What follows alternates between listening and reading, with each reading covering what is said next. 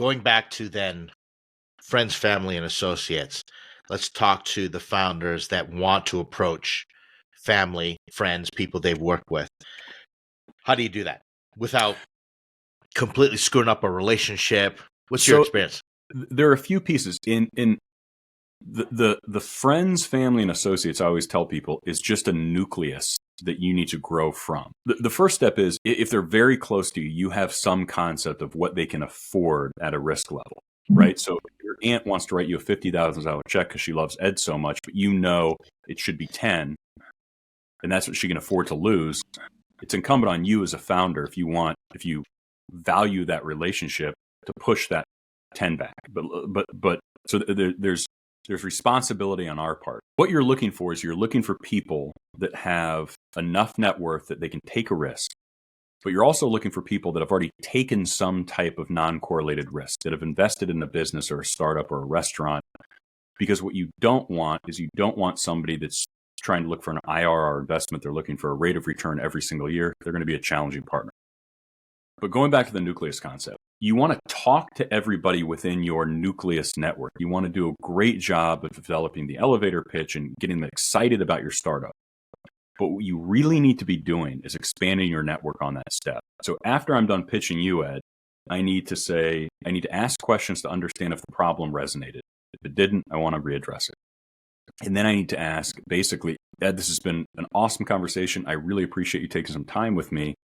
I think you really get Drive AI. It's not for you, but who should I talk to, right? Who in your network should I talk to, right? So that's the nucleus concept. And I don't think enough people do that, right? So you want, just like you're raising money at a later stage, the friends and family can be a nucleus that will help you get to potential check writers you may not even know yet, right? Well, Elliot, you should talk to, my buddy who actually spun out an insurance company and sold it recently, and now he's just playing golf, right? So much of the funding component is expanding that network and building social proof. And that's our job, right? We're selling. What about the founder that says, I don't know anybody. I don't have any friends, family. What do you say to those founders? Go get to know people.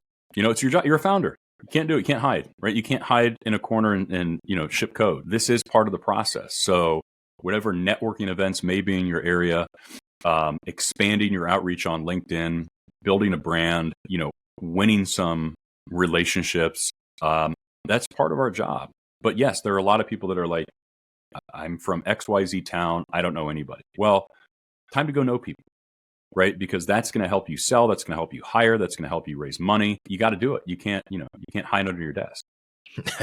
We had a founder in one of our founder groups. We're having a discussion, and this came up, and there was one founder there, built a pretty good startup, didn't take any VC. He bootstrapped it, but he did raise through friends and family, and he's getting offers, doing about $20 million in revenue a year. And he just looks at everybody and says, go learn to make friends with rich people.